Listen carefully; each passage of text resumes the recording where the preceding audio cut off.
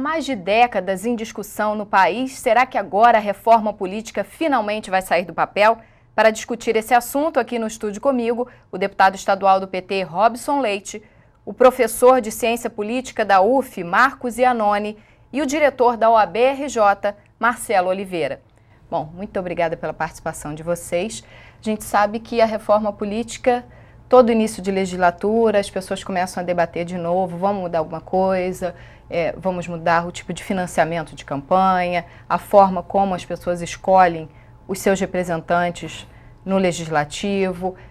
Isso realmente pode acontecer esse ano ou vocês acreditam que é mais assim um ânimo de início de legislatura? Pois é, Potira, a gente, quando fala de reforma política, e a gente vem falando sobre esse tema já há algum tempo, aliás, já fiz alguns pronunciamentos na casa sobre essa questão, a gente percebe que não há reforma política se não houver uma reflexão e uma mudança no sistema de financiamento de campanha. Faz mal para a democracia que candidatos e candidatas peçam dinheiro a pessoas, a empresários. Não se constrói um projeto de nação fundamentado em princípios republicanos, essa é a grande verdade que tem que ser dita, com um sistema de financiamento privado de campanha como é no Brasil. Precisamos amadurecer, avançar nesse sentido. Eu particularmente me preocupo com isso, exatamente porque não vejo nas movimentações em Brasília, em especial na Câmara, no Senado, nas comissões, nos primeiros debates, essa preocupação. Não é o centro.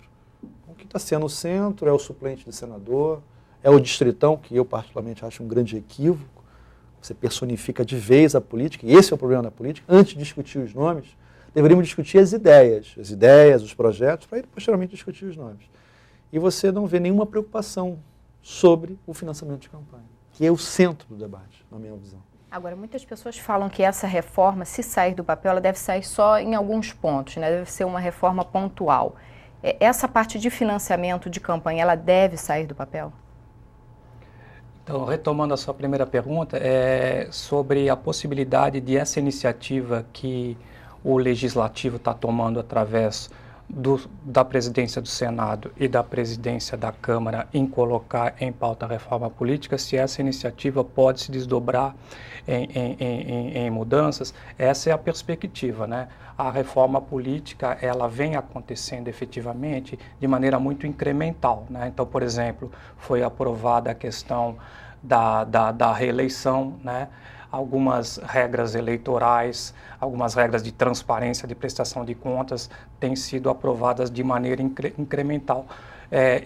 A expectativa é de que essas iniciativas, uma vez que estamos em início de mandato, presidente eleita, e já provou que tem capacidade de governabilidade, por exemplo, na votação do salário mínimo, uma votação polêmica, o governo conseguiu aprovar, e a reforma política, como você falou no começo, é uma questão de longa data.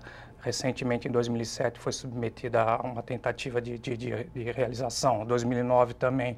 Eu acredito que as perspectivas são mais promissoras, existe um acúmulo em relação a essa matéria. E no que diz especificamente ao ponto de financiamento de campanha, existe mais consenso, é mais fácil os deputados aceitarem o financiamento de campanha, inclusive o PSDB em 2007 não havia aceito, mas em 2009 aceitou, é mais fácil aceitar o financiamento público exclusivo de campanha, que eu acho importante, como o Robson falou, do que o ponto mais polêmico, que é mudar o sistema eleitoral. O senhor acredita nisso também? Eu acho que a gente deve fazer um debate não apenas de quais reformas devem sair do papel, mas por que elas devem sair do papel. Porque há muita sempre comoção, né, após um período eleitoral, da população em geral, do cidadão, do eleitor, né, e sempre polêmicas que giram em torno de um candidato pontual que foi eleito num determinado estado, né, se era ou não qualificado para ocupar o cargo. Né, quer dizer, então, deve-se aproveitar este momento, como não se aproveitou, né, na legislatura passada, para justamente colocar em pauta os temas mais difíceis. Né, quer dizer, como o próprio deputado Robson colocou, depois de uma reunião, né, de encaminhamento da comissão especial na Câmara, quer dizer, o único consenso que houve foi sobre, né, pelo menos encaminhar a questão da suplência do senador, né, de se acabar, né, muitos são favoráveis a acabar com o segundo suplente, mas não com o primeiro suplente. Quer dizer, acho que as questões elas têm que ser encaradas sob um ponto de vista, né, do interesse do cidadão, do interesse do eleitor. E nisso, eu acho que, para agregar aqui um pouco a discussão, é importante trazer um pouco, né, o que diz a nossa Constituição, o que diz os tratados de direitos humanos, os tratados internacionais. Se você for lá no Pacto de São José da Costa Rica, né, que o Brasil subscreveu, lá no artigo 23, diz o quê? Né, que a eleição ela deve permitir, né, a livre expressão da vontade do eleitor. Então é isso que a gente deve buscar, esse sistema eleitoral. Que sistema eleitoral é esse? Né? Como é que a gente consegue fazer com que o reflexo dessa vontade do cidadão, mas não é vontade apenas do indivíduo, né, considerado, porque senão, quer dizer, você poderia ter uma infinidade de partidos políticos que não reproduzem o coletivo. Mas como é que você reproduz a vontade desse cidadão, das minorias, né, mas também, né, do voto considerado, né, das maiorias, né, que hoje governam o país, no Congresso Federal? Quer dizer, esse é o grande desafio. Então, o financiamento de campanha é um ponto importante, mas a gente tem que falar de outros temas. A gente tem que falar de reeleição de proporcional, a gente tem que falar de sistema eleitoral, né? Quer dizer, existem outros temas de projetos que tramitam na Câmara, no Congresso, né, há muito tempo, como, por exemplo, o próprio acompanhamento por grupos de interesse da sociedade civil dos projetos que tramitam, o lobby. Né? Tem projeto do Marco Maciel de muitos e muitos anos, que é algo que não se fala. Né? São temas assim que geram tabus na sociedade. Então, acho que, além de debater quais os projetos devem ser aprovados, nós temos que debater o porquê desses projetos serem aprovados. Não quer dizer, de uma forma apressada e não tentando apenas, né, dar algum tipo de resposta ao clamor da sociedade, mas fazendo um debate profundo mesmo sobre esses temas. Deputado, o senhor sempre fala aqui na Leste sobre essa questão do orçamento participativo, né? Da importância da sociedade civil, das organizações participarem e opinarem também em como vai ser gasto esse dinheiro. Qual a importância da participação de entidades como a OAB, por exemplo, entidades como as universidades, participarem na discussão da reforma política? Olha, Potira, a sua pergunta foi muito providencial, porque você juntar o que o professor Marcos e o doutor Marcelo colocaram, eu acrescento o seguinte, na linha do que você perguntou, eu não enxergo o atual Congresso Nacional em condições de fazer a reforma política dos nossos sonhos. Eu particularmente acho que há uma crise internacional da democracia representativa. Precisamos urgentemente buscar modelos onde se tenha maior participação popular, maior engajamento popular. O Brasil raramente faz plebiscitos e referendos. Me recordo aqui do referendo das armas, independente de quem era contra ou a favor, mas ele gerou algo muito positivo no país. O resultado, ao meu ver, foi ruim, o resultado do referendo em si. Mas tem algo positivo, o processo, a discussão política. As pessoas discutiam sobre aquele referendo, sobre questões de violência, nos bares, nas escolas, nas igrejas, nas universidades, coisa comum. Isso é bom.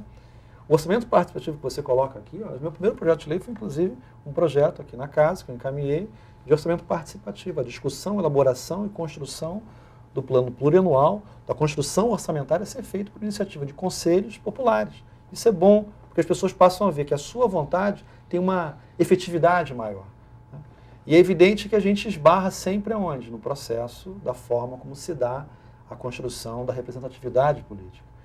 Eu não acredito que esse Congresso vai fazer mudança, por um motivo muito simples, porque ele é eleito por um sistema arcaico. Não tem legitimação. São poucos os parlamentares que abraçam a discussão que a gente está fazendo aqui agora.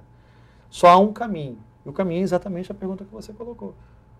A organização dos movimentos sociais, sociedade civil organizada, a OAB é fundamental nesse processo. A CNBB é fundamental nesse processo, o CONIC, todos os movimentos sociais. Da mesma forma como fizeram o Ficha Limpa, não digo o Ficha Limpa em si, mas o processo que levou à construção do Ficha Limpa, nós temos que dar o segundo passo. E o segundo passo eu estou convencido disso, é a sociedade civil organizada vamos dizer assim, se empoderar desse processo e elencar 3 ou 4 elementos, e eu espero que um deles, o primeiro de prevenção, seja o financiamento de campanha, para que seja abraçado e pressionado o Congresso. Então, tem uma frase do Frei Beto que é maravilhosa, que resume bem o que eu estou colocando aqui. Política é como cozinhar feijões, só funciona na pressão. E da onde vem essa pressão? Da vontade popular. Não vai ser do Congresso. O Congresso tem que ir a reboque do processo. Por mais que a gente tenha ouvido, e eu ouvi isso muito durante a eleição, deputados, candidatos reclamando da dificuldade de se fazer campanha com financiamento privado. Né? Eu custo acreditar, assim, encerrando esse ponto, eu custo acreditar que um empresário de 100, 200 mil reais, evidente que há exceções, sabemos disso, isso é importante, mas a exceção não pode pautar a regra. Eu custo acreditar que a maioria dos empresários em 100, 200 mil reais deem simplesmente uma campanha porque querem um país melhor. Talvez alguns façam isso, e é importante que se faça, mas esse ser o único instrumento de financiar a campanha é muito ruim. O que a gente precisa é avançar nesse processo. E avançar nesse processo significa envolver a sociedade civil organizada, abraçando o tema, para a gente construir uma reforma política que alcance os nossos sonhos. O deputado Robson tocou num ponto que eu acho que é muito importante e que também é pouco debatido, é o engajamento. Como se dá o engajamento da sociedade civil? Porque você obter 1 milhão, 2 milhões de assinaturas, né, você precisa de 1% do eleitorado para apresentar um projeto de lei ao Congresso, é algo que é muito complicado, né? E as soluções fáceis, como o próprio distritão, chamado distritão, né, propriamente, quer dizer, tornar o Estado um distrito, né, e todos elegerem, sem consideração quanto ao partido político, né, os seus representantes no Congresso, é muito ruim justamente porque elimina uma forma importantíssima de engajamento da sociedade civil, que é o partido político. Porque é muito interessante, um dos pontos, um dos temas prioritários que o Senado está trazendo, e enfim, a Câmara também, nas suas comissões respectivas especiais, é justamente o voto obrigatório, né, previsto lá no artigo 14 da Constituição Federal. Né. Agora, o voto é obrigatório, mas o engajamento no partido político não é.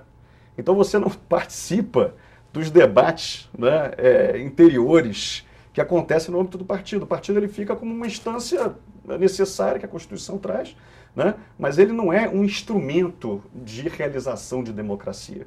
Eu acho que é isso que a gente deveria debater. Você tem a obrigação de dar uma resposta a um movimento que você não participa, né? Porque o conteúdo programático ele é debatido no interior dos partidos. Os poucos partidos que têm um conteúdo programático debatem isso né, nas suas entranhas, né? E o cidadão não é chamado a participar disso, ele só participa diretamente quando, né, reúne aí uma quantidade muito expressiva de assinaturas para apresentar projeto de lei. A gente sabe que isso é uma exceção, é muito difícil essa mobilização. Então os canais da sociedade eles estão prontos, e os partidos também estão prontos. A questão é de você trazer para o âmbito dos partidos políticos essa discussão. Eu acho importante esclarecer para o telespectador o que é reforma política, que é o ponto desse programa, né?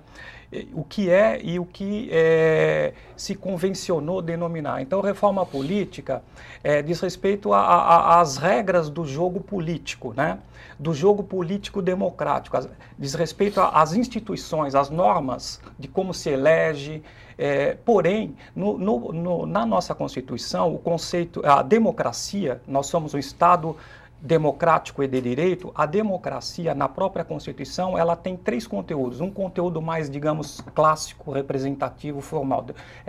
Democracia representativa. Mas na nossa Constituição, como o Robson falou, tem também o conceito de democracia participativa através de orçamento participativo, que é uma instituição que existe em alguns locais, como o Robson está propondo aqui, assim como os conselhos gestores de políticas públicas são um outro conteúdo da democracia, além da representativa, democracia participativa. Um terceiro conteúdo da democracia direta, quer dizer, o plebiscito, o referendo e o projeto de lei de iniciativa popular.